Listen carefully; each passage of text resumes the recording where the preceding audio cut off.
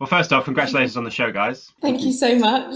I've watched the first two episodes and I'm suitably hooked. So that's been it's been a pretty good watch so far. My first question was, I mean, we've seen loads of shows and films about Ibiza and about drug dealers and drug laws and stuff like that. But what's key to this one is this fantastic relationship between this brother and sister, kind of not to give anything away, but kind of through time in many ways. And I wondered for you guys, maybe starting with Laura, how important that was when you read the script in terms of you taking on the project and how important you think it is for the show to be successful. Yeah, completely.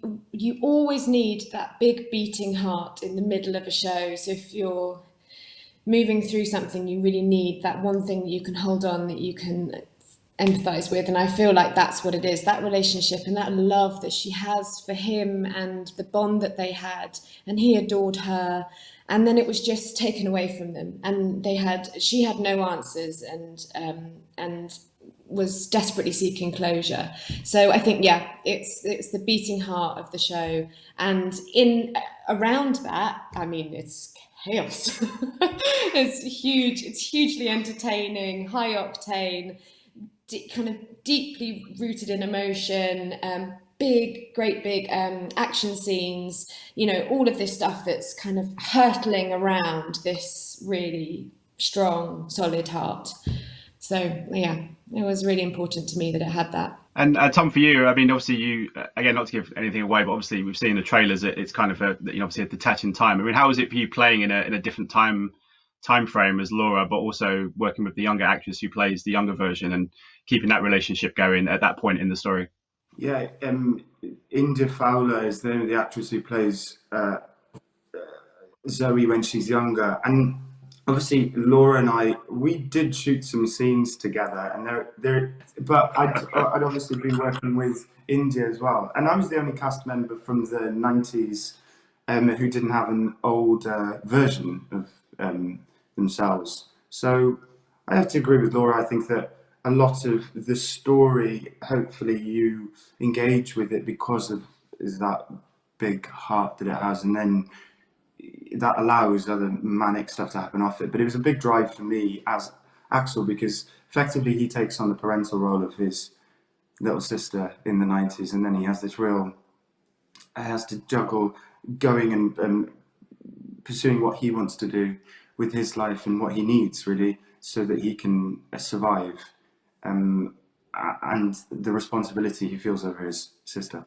Yeah, absolutely. And you touched upon there about the madness that goes on. There's this amazing ensemble cast from Daniel Mays to Angela Griffin to doing what she does in the show, which is very very out there. That must have been so great for you both.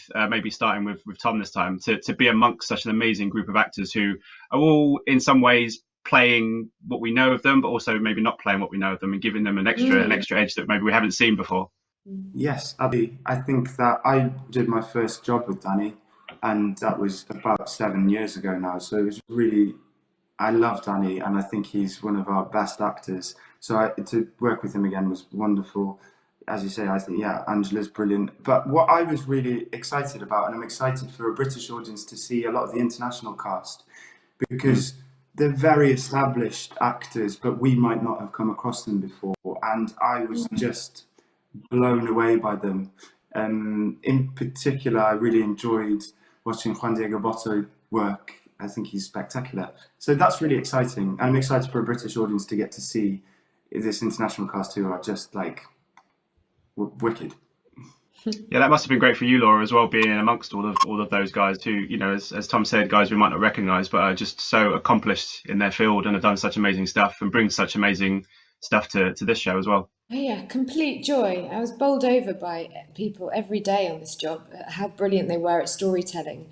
And the man at the helm, Álex Pina, who created Casa de Papel or Money Heist, um, his brain is the way his brain works. I just love it. I can really understand how it's so busy. What he comes up with, the storylines he comes up with, the character arcs, how multi-layered and actually quite deeply flawed characters he creates. But Tom was saying earlier that you have massive empathy for these characters. They can be doing terrible things, but you're with them because they're likable and they're relatable and they're watchable. So I had the best time on this job, and I've watched all 10 episodes.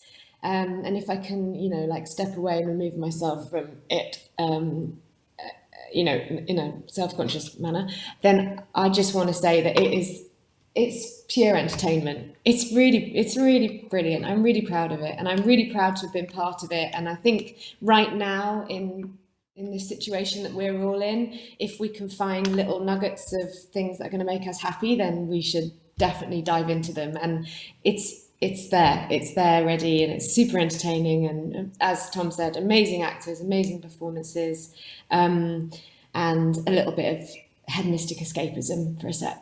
Yeah, it's nice to dream of sunnier climes. Hopefully we'll do that in a few months' time. My timer is up, guys. Thank you so much for your time. Absolute pleasure, and good luck with the show. Ladies and gentlemen, you're watching Hey You Guys! Hey You Guys, huh? Hey, you guys. Is that from the Goonies? It is indeed, yeah. Nice.